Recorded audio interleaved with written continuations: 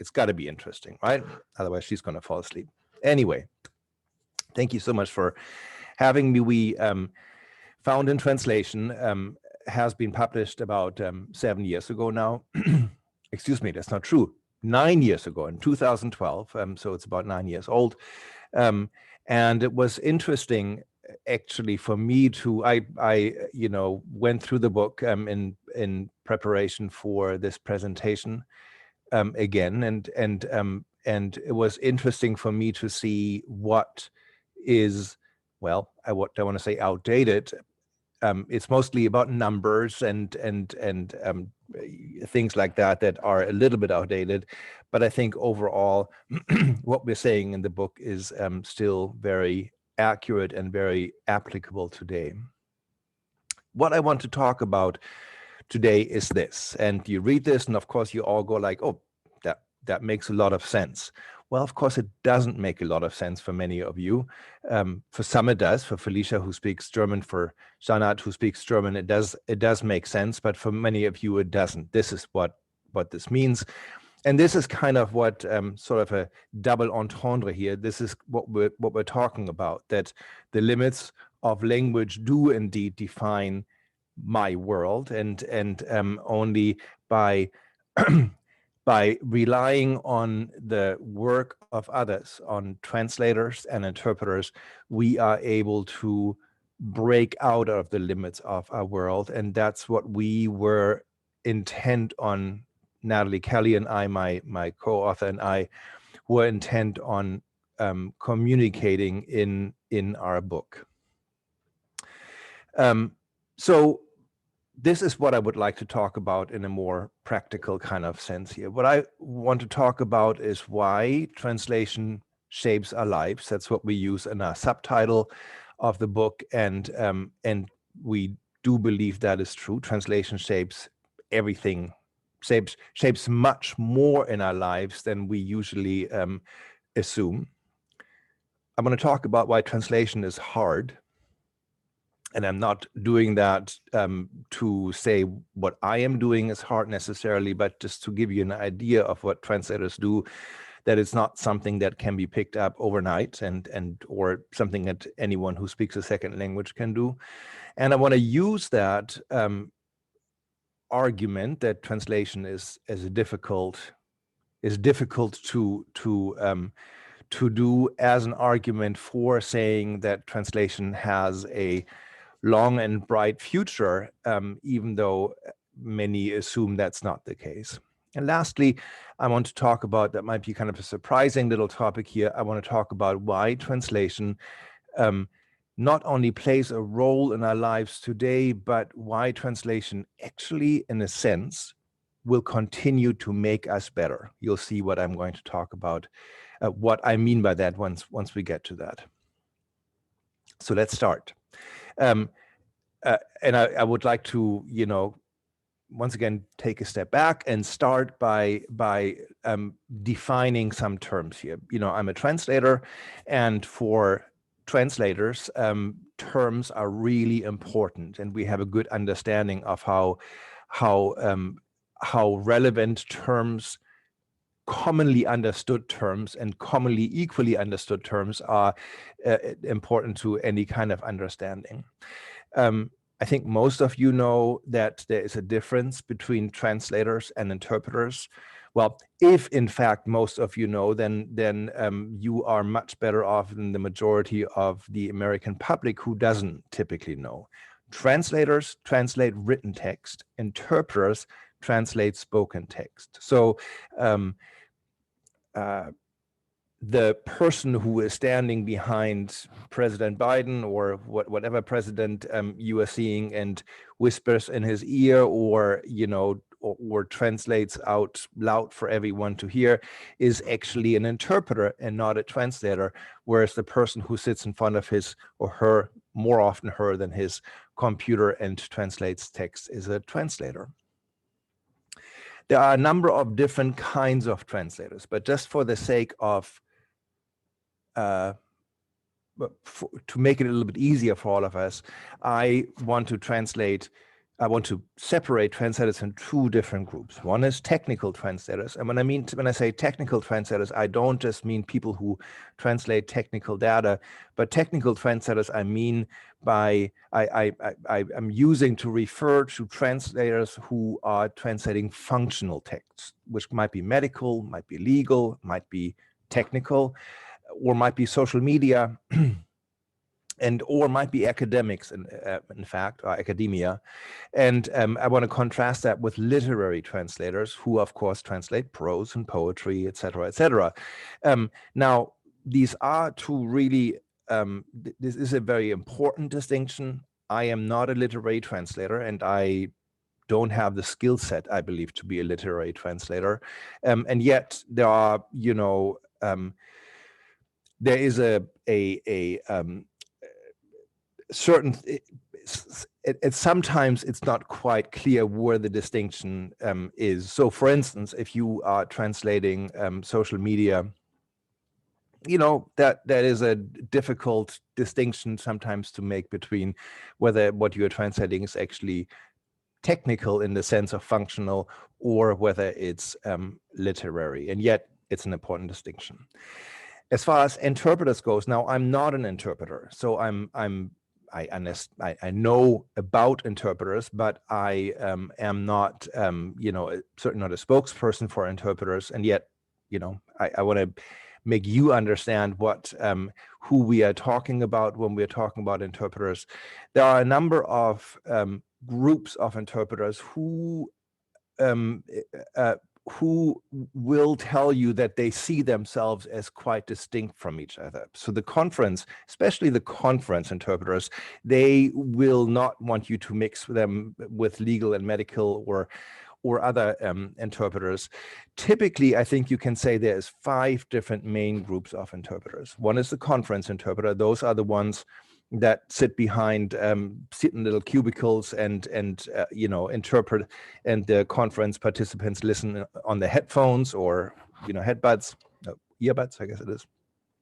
And there's legal interpreters who translate in the courts, medical, very important right now, of course, who translate in medical scenarios. There's escort interpreters. I don't really like that term escort because that seems to refer to something else. But those are the people who travel with visitors to a country or to a factory or wherever they might go and interpret for them. And then there's community interpreters, and those in particular were really important during this past year. Those are the ones who are interpreting, community events. They have had thousands and thousands of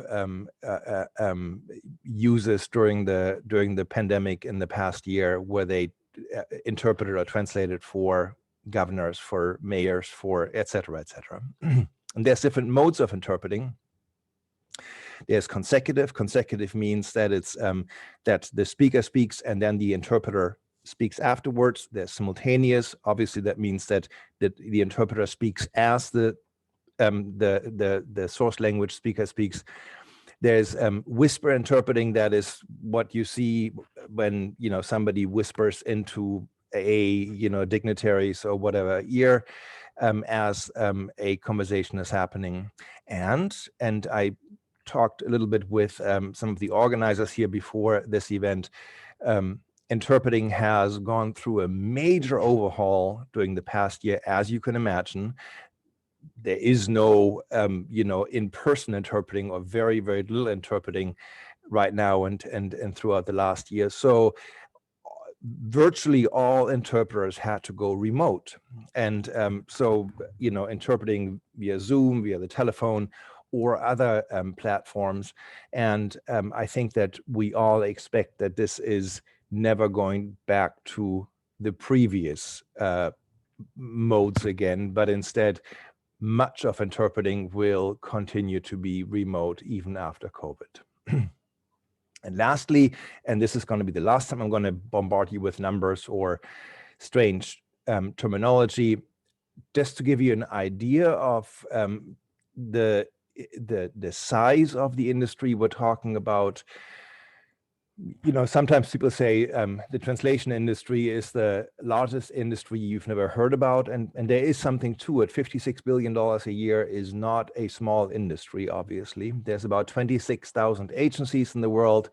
That number, and an agency is, of course, a company that outsources translation or interpreting services to others, and there is about 300,000 professional translators in the world. So not a particularly small industry. Okay, so let's get to the good stuff. Now that we know what we're talking about as far as the terms go and as far as the size of the industry goes. Tomorrow is 0 hour, and the match is about to begin. Those two sentences were spoken and listened to on September 10th, 2001. They were translated on September 12th, 2001. And I think you all know, of course, what that means. Those were the terrorists that were going to attack the United States by flying into the Twin Towers and everything else that happened. The reason why we mention that in the book and why I'm mentioning this to you is that it's just a perfect example of the importance of translation. Missed translation kills. If those would have been translated immediately after they were received, those messages, could the attacks have been prevented? I don't know. Would it be, I mean, is it possible? Absolutely. You can imagine that the US in particular went into overdrive when it came to languages after September 11th, 2001, because they realized that there were just not enough capacity in the US to adequately understand what the rest of the world is doing, especially the rest of that part of the rest of the world that wants to do harm to the country. There have been massive investments into translation technology and into translation education.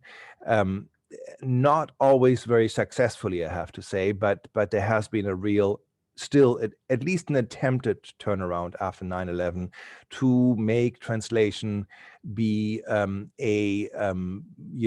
more important consideration in the minds of young people who are deciding which route to go with their jobs, or with companies who are developing technology that does translation.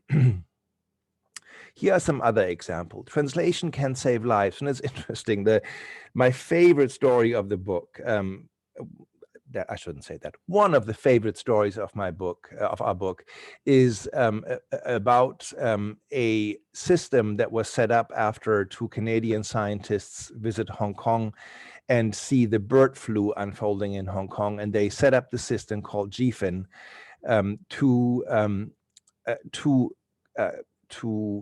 they see how well Hong Kong responds to the bird flu, let's put it like that. And they go like, well, Hong Kong, of course, Hong Kong is well organized and, very advanced. But can you imagine something like this breaks out somewhere else?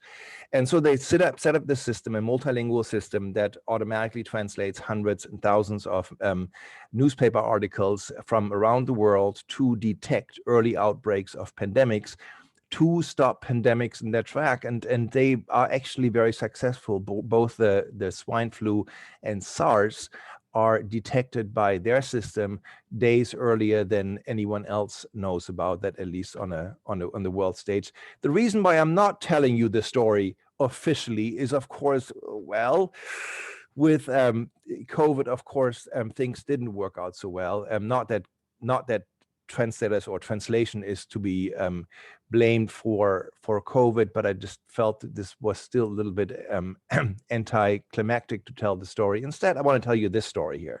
And this is also a powerful story. You remember in 2010, this massive earthquake in Haiti happened, and with all the terrible things that happened afterwards and alongside with it, and rescuers and aid people just poured to Haiti to help. Problem was that any communication line was knocked out. There was no communication, no internet, no telephone, just SMS. SMS worked. The other problem was that people didn't realize that Haitians don't speak English, Haitians don't speak French, Haitians speak Haitian Creole by far and large, and you can imagine that many of the rescue workers did not speak Haitian Creole. A guy who was studying at Stanford University at that point looked at that situation and went like, I have an idea what I can do. I'm going to organize a large community of expats from Haiti who, of course, do speak Haitian Creole, and I'm going to set up a system where people can send text messages to me, SMS to me, and then send it out to the large community that helps me, and have them translated, and not only translate it, but also give further indications of what needed to be done. So for instance, if local information where something is located, the church here and there, or the grocery store here and there, that the people who might be familiar with the location in Port-au-Prince or elsewhere were able to locate, were able to point the rescue personnel to that place. And as a result, hundreds of lives were saved. This is just one of the many examples where an ingenious use of technology and translation, human translation in that case, was used to save many people's lives. Translation also can bring justice. Here is a picture I think many of you will sort of recognize this. This is from the Nuremberg trials in Germany after World War II. And this man up here that is encircled in red is just a really remarkable man.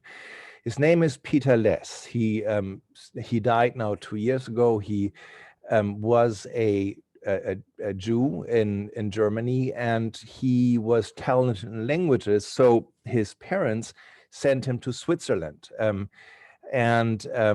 Before the genocide took place in Germany, and he went to Switzerland to study at a new school in Geneva, the first of its kind that taught interpretation in the way that we still know and use it today.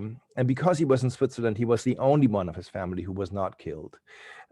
Everybody else, parents, siblings, cousins, grandparents, everyone was killed in the Holocaust. Peter was not killed, and he became one of the lead interpreters, one of the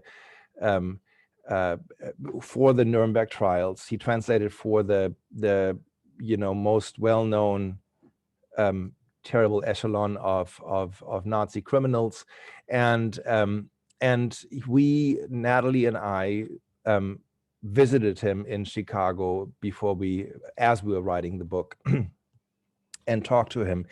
And that was one of my most remarkable meetings really in my life. What I found so remarkable about this is he talked about how he tried to explain how he was able to translate for people who were responsible for the death of all of his family. And he said, in a way, he said, you have to become like a machine. You have to harden yourself to the fact that to what those people did. On the other hand, he said, you also have to take them very seriously. Those were criminals, and yet they were super intelligent human beings. And he said, I knew that as soon as I just saw them as monsters who are not, who are not smart, who are not, able to to misuse my perception of them, they would indeed misuse it, and they would indeed, misuse my lack of, if you will, respect for their intelligence to for their own advantage. He, like others, was promised a green card to the United States for his services and did immigrate to the United States, got a law degree at Georgetown, and became a lawyer, a family lawyer. And what touched me most, I think, was the fact that he worked as a family lawyer all his life. So he worked with, divorces about to happen, et cetera, et cetera. And his daughter, who was present during our interview, coincidentally, shared with us that what really he did was he fought to keep families whole. Every time a family or a husband and wife came to him for asking him for his services for their divorce proceedings, he did everything in his power to not make those divorces happen. He had lost his family, and he didn't want any other family to lose each other. Translation also builds faith. This is also a story that I really like. This is, I don't actually know whether we mentioned, I think we don't mention it in the book, but still a story that is remarkable. This is the 84,000 project. 84,000 in Buddhism is a very lucky number. And so this project is out to translate a very large corpus of scriptures of one of the traditions of Buddhism, Mahayana Buddhism. And the reason why I like this project so much is they know that it's a tremendous effort to do this. And so they did not say, I'm a technical translator. When I get a job, usually my clients say, we need this by yesterday, but we might give you until tomorrow if you work with us. These guys say we have 100 years. 100 years to translate our scriptures, and you can see down at the bottom of my screenshot here, they have been working now for 25 years, and they are not quite on track. They are not, those 25 years have not achieved 25%, but have achieved some of their goal. And it's just a lovely project where they translate those sutras into the highest possible quality that is even imaginable. Also, what I like about this project is this. Buddhism, as you might or might not know, is originally comes from India.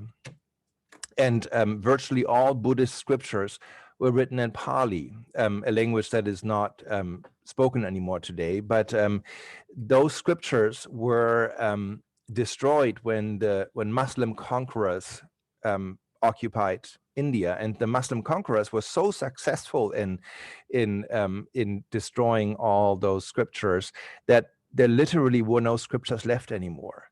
So if it wouldn't have been for Tibetans and Chinese who had come into India hundreds of years prior to that and had translated those Pali scriptures into Tibetan and Chinese, we wouldn't have Buddhist scriptures today anymore. So this project is a translation of a translation to find faith for Buddhist adherents. Or this one here is actually my all-time favorite story. This is a Chinese character, as you can see. And the meaning, my background is in Chinese. Felicia mentioned that when we, during the introduction, I have a Ph.D. in Chinese studies, for which I, of course, had to study the Chinese language. And I lived in China for a few years. And this is a very simple character here. You know that Chinese characters have often some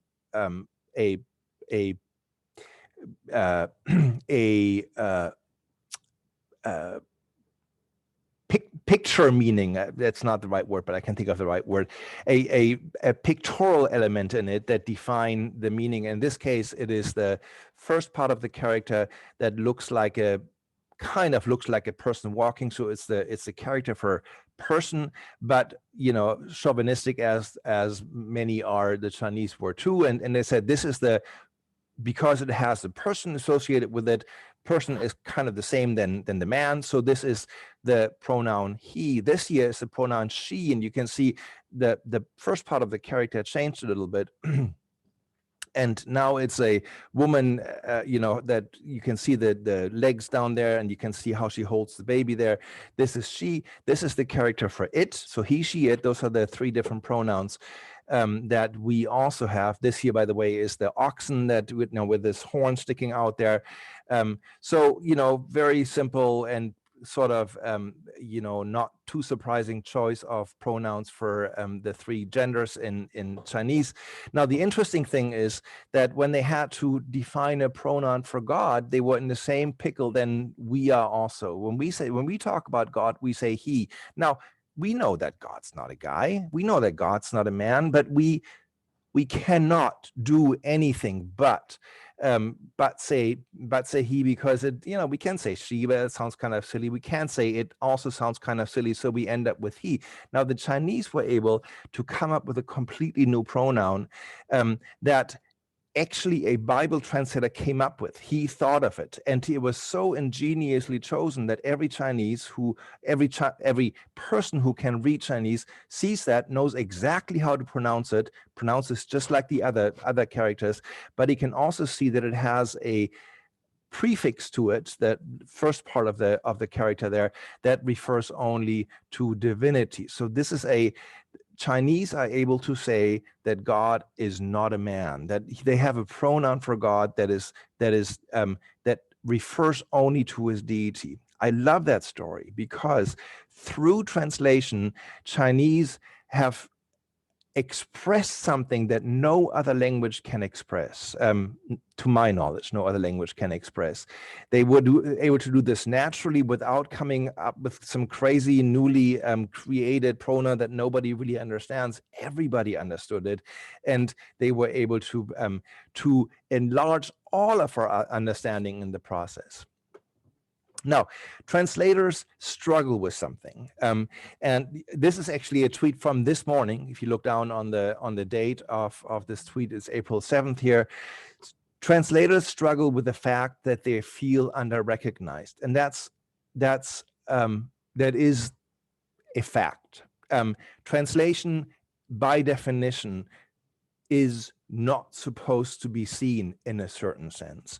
Translators who are working on text, whether literary or technical, are often flustered and frustrated by the fact that their work does not find recognition.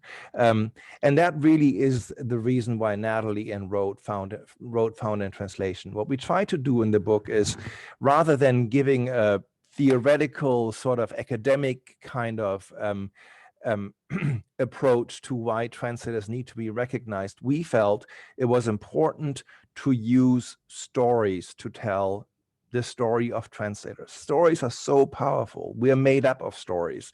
Felicia and I and everyone who is listening to this right now is made up of hundreds and of thousands of stories that happened in the past, and they make up who we are. So stories have the power to make us and to change us, and that's what we felt we wanted to do in this book. We were really fortunate that we found Penguin, a major publisher, who published this book, and that we also so far have 3 languages that we published the book, or that the book got translated into Norwegian, oddly enough, Greek and Russian. And but that process is not over with. We will certainly see other translations also. So will be successful. Unfortunately, like I said, this tweet was published this morning, so we were not successful in completely changing the narrative, but we certainly hope that we did something to help the situation that is kind of frustrating for translators. Translation is hard, and I know my time is sort of running out, but I'm going to try to put as much into my time as I possibly can. I was thinking of what is the best way to communicate to you how hard translation is. And I could have come up with, you know, some examples of words that are difficult to translate, or concepts that are, you know, that are difficult to switch between, where it's difficult to switch between languages. But I think the most powerful image I can give you is that there is 900 translations of the Bible only into English. There's 900 translation of one book into English. Why? Well, there are many reasons. One, of course, there is differences in opinion about what the biblical text actually says, you know, between denominations and confessions and whatever. But translation is hard. So if you have a text as important for many as the Bible, you keep on translating it to come ever closer to what that the text actually means. 900 translation of one book into just one language. Of course, there's also 3,000 other languages the Bible has been translated into, but that's a whole nother story. Here's another kind of example what that shows you that translation is not easy. The US has been traditionally very poor with translator education. So there's really only a small handful of universities and community colleges that train translators. And because there is no, you know, academic way of, or no broad academic way of excelling as a translator, or as showing your credentials as a translator, the American Translators Association, which is a large organization of between 10 and 11,000 translators, and the really only organization for translators, for technical and literary, but mostly technical translators in the US. They certify translators, and the pass rate of those certifications is 15%. And yes, I failed also the first time. I was able to pass the second time, but you can see it's not something that anyone can do. Now, if you, I don't want to belittle anyone's, you know, French or Spanish or Chinese or whatever language you might be speaking as a second or third language. But just because you do speak another language does not make you a translator, as little as the fact that you can write. I know you can write, we all can write.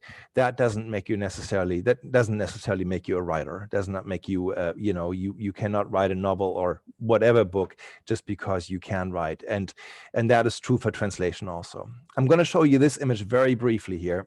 Looks confusing. And let me tell you, it is confusing. This is a project that I worked on last week, like literally last week, a super frustrating project. This is the kind of interface that translators are using to translate. It's not this particular interface that everybody is using, but something like that. This here is the source text, the text that needs to be translated.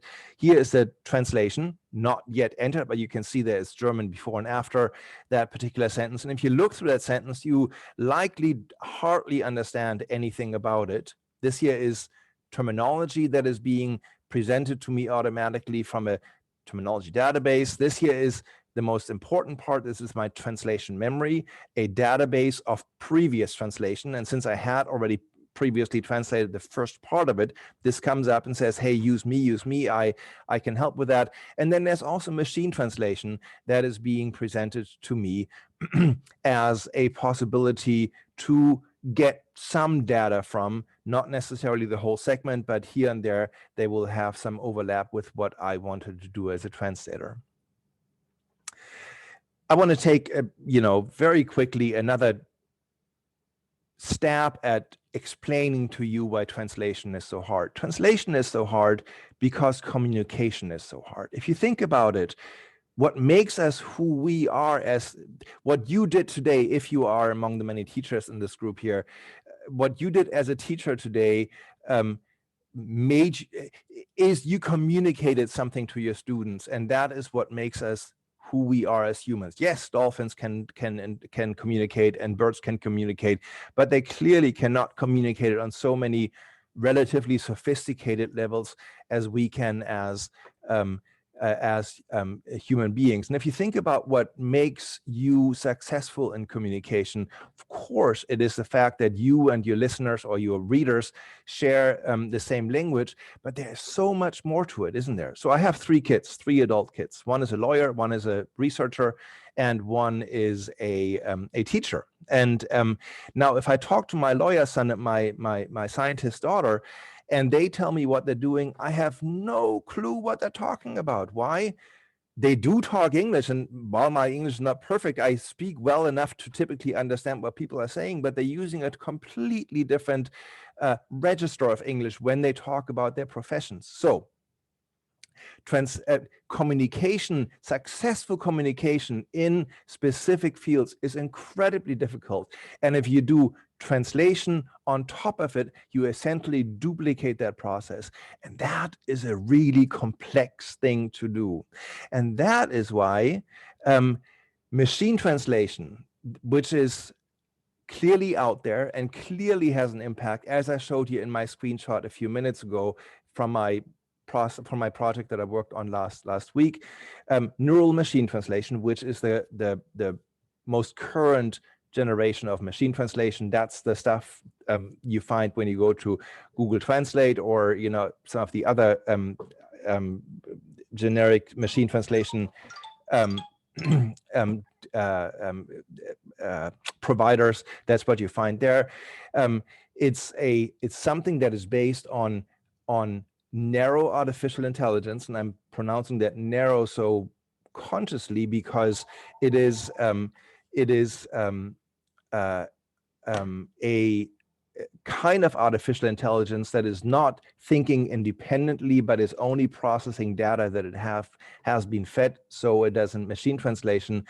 And that is exactly why we as translators, in fact, I think, and I would propose to you, have a more secure future than many other professions do. There's presently no profession that is not affected by artificial intelligence, whether it's doctors, whether it's lawyers, whether it's teachers, whether it's all kinds of people are affected by artificial intelligence in some way or the other. And they will be more so affected by artificial intelligence, especially, of course, if artificial intelligence goes out of that narrow artificial intelligence, becomes truly an artificial intelligence, or general artificial intelligence, as it's also called.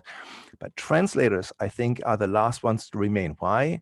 Because the ability to communicate and to translate is what makes us human beings. And machines will, once machines can replace us, we will all be out of a job, and we will have to completely rethink our societies and our understanding as human beings.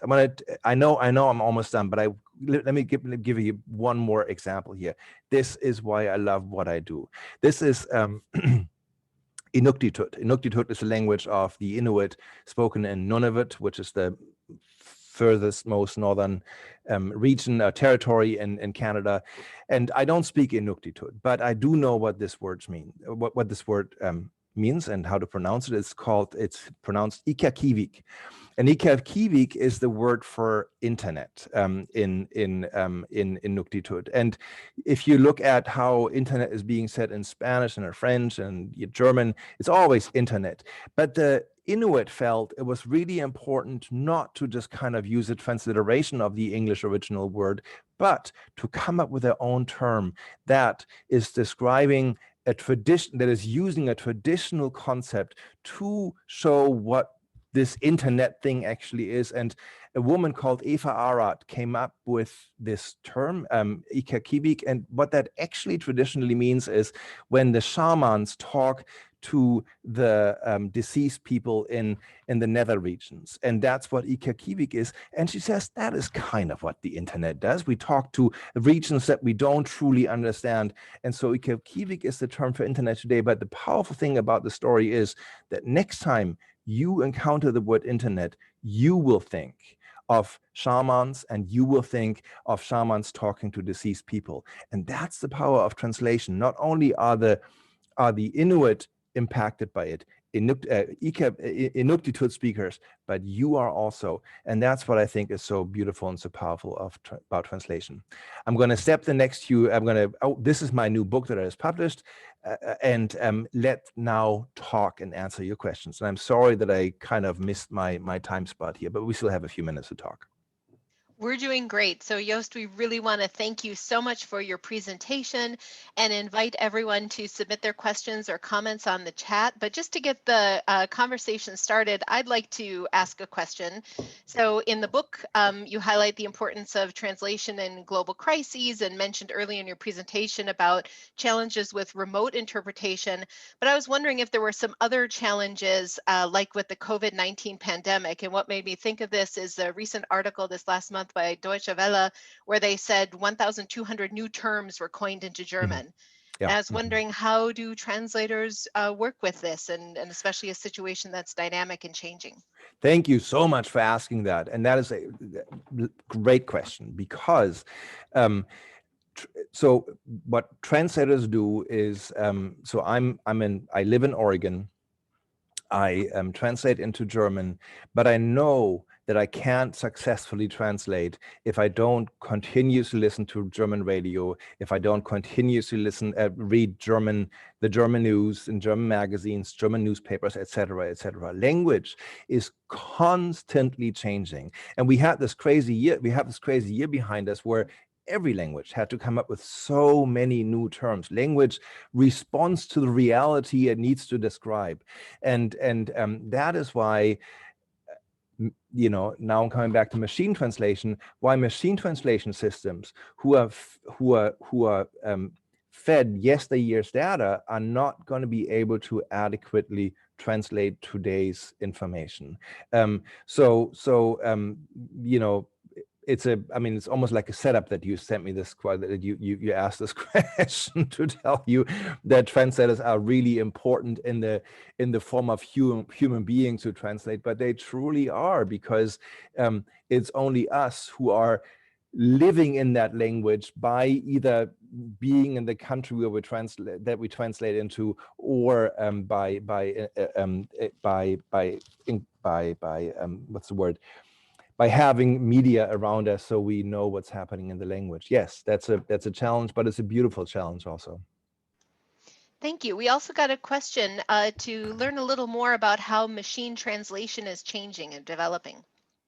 Yeah, so so like I said, the most recent generation of machine translation since about 2016 is neural machine translation. And what neural machine translation does, in comparison to the generation before that, which was statistical machine translation, is that it looks at not at whole text, but it looks at segments, and the segments are typically in the form of sentences, and it looks at the segment as a whole and converts everything in that segment, in that sentence, into numbers, and relates those numbers to a neural network where it finds similar values and is able to put together those values into another set of corresponding numbers, which it then can convert into the target language.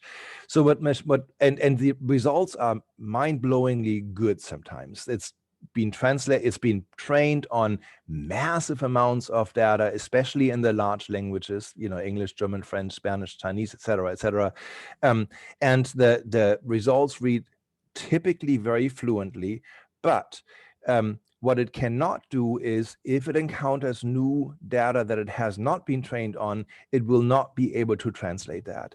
And what it is good enough is to hide the fact that it cannot translate. It just leaves it out, or it puts in something that it might think might also fit, because it knows that from that context.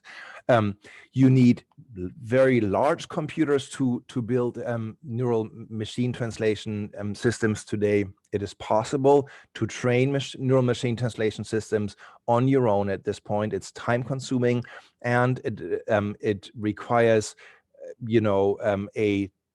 an ongoing time commitment, because you have to continuously feed it data. I would strongly encourage you, as regular users of, maybe foreign language media that you might not be able to read otherwise, to use neural machine translation, Google Translate and Microsoft and DeepL and whatever you might have at your disposal. But I would also strongly encourage you to always take everything with a grain of salt that comes from any machine translation engine. It might be right, it might very well not be right either. We also received the question, is it ideal for Americans interested in becoming translators to earn translation degrees abroad? And if so, where?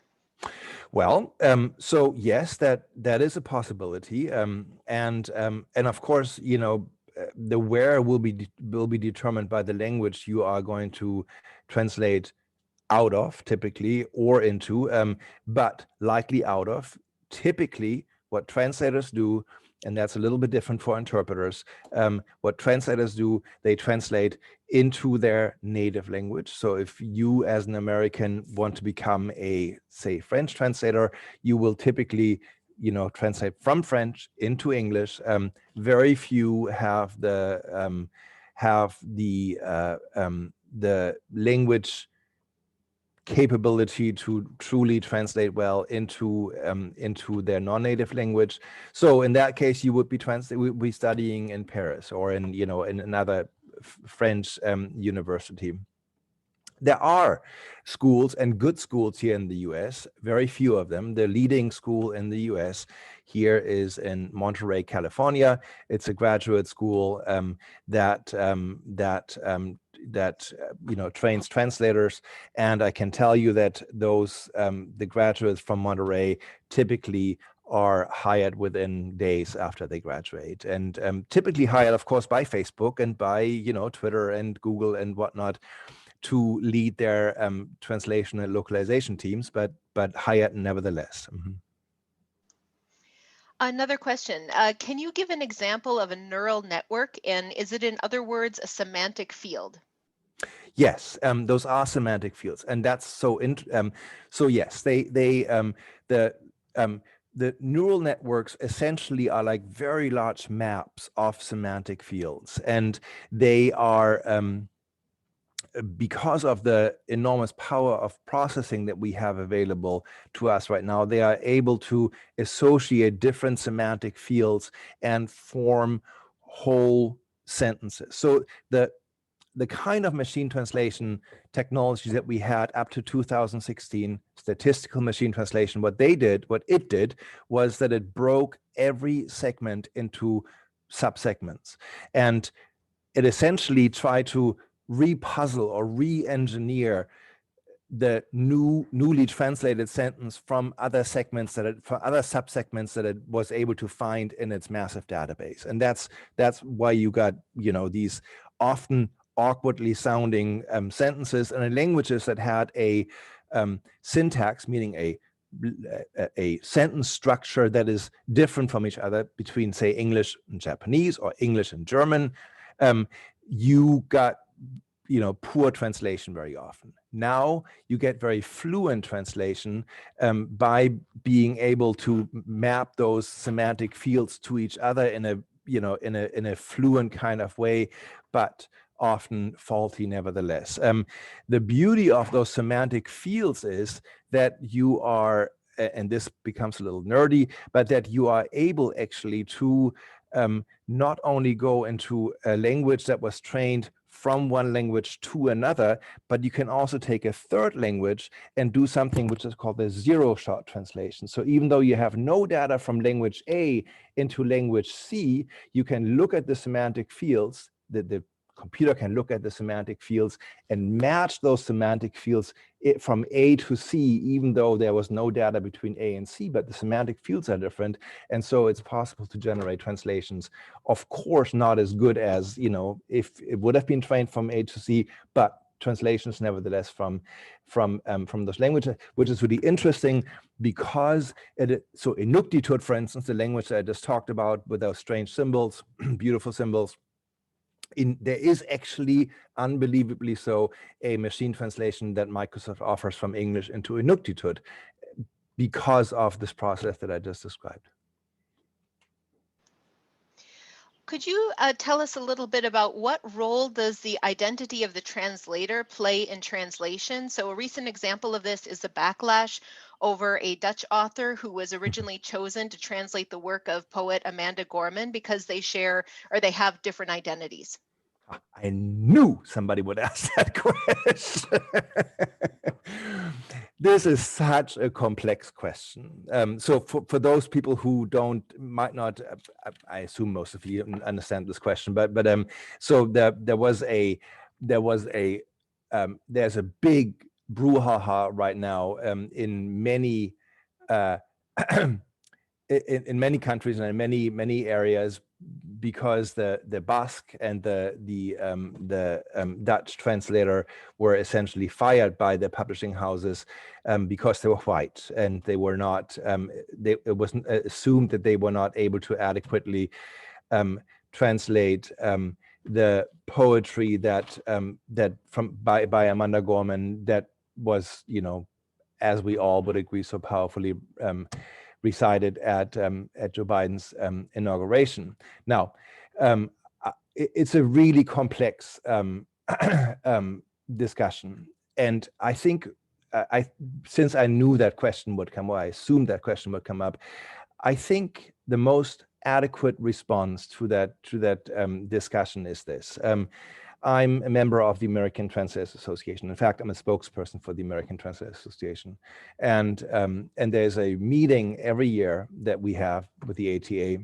And it's a fairly large meeting, but between 1,500 and 2,000 people come, all translators and interpreters. And of those 2,000 translators and interpreters, maybe 10 are Black. So the way I would like to answer that question is, there is a massive need for non-Latin and non-white translators and interpreters in the U.S. and elsewhere, and I think that really should be the focus of this discussion here. I think some of the things have gone a little unfortunate in the hiring and firing of translators of the poetry, but what it has given rise to is the need of especially African-American translators in the case of the US, which are essentially not represented within the community of translators. I hope that's an somewhat adequate answer to your question. I know we're coming up on time, but we have 2 more questions for you. Are there any books you would recommend for literary translation? And this is from someone who translates theater plays and sometimes poetry.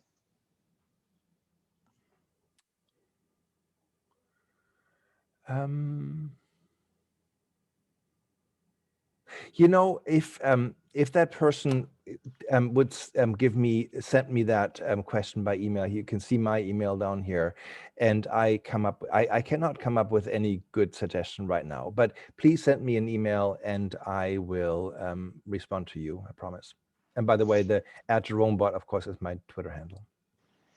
Thank you. And one last question. Could you talk a little bit about what inspired you to write your new book?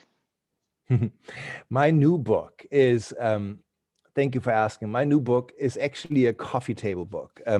So it's a book, I'm not sure whether you can see that here. It's a book that has one character or per page and a little story about that character on the other page. And it's a book, I really love language. Language is what I do. Language is my passion. Language is what I dream about. And language, of course, is a tool to communicate and all that, but I also love the beauty of language. And I love the beauty of writing systems. The human mind is so ingenious in coming up with writing systems that are just mind-blowing. I mean, Inuktitut is a good example. Let me show you whether I can find this really quickly here in the little time that we have here. Check this out. Just a second. Oh, I can't find it. Oh, can you believe that somebody came up with this writing system? Dots, colorful dots. That's how they write in Vi. So it's a book to really celebrate language and the human genius to come up with ways to express itself in writing. Of course, we know, there's about 7,000 languages, only about 2,500 do have a writing system. So it's beautiful that so many languages are purely oral and can communicate well within the oral tradition. But those who do have writing are very ingenious in expressing themselves through writing and through characters and through written language. Well, thank you so much. The time has gone by way too quickly, but we really appreciate you taking time for us this afternoon and sharing your insights. So I'd like us to all thank again, Jost, for this discussion today. Thank our sponsors, our participants. Carmen has put in the chat some reminders and links to upcoming IRIS NRC events, and that we'll be wrapping things up, and Carmen will be following up with participants. But again, thank you so much, Jost, and thank you everyone for this great discussion. Thank you so much. I really enjoyed it.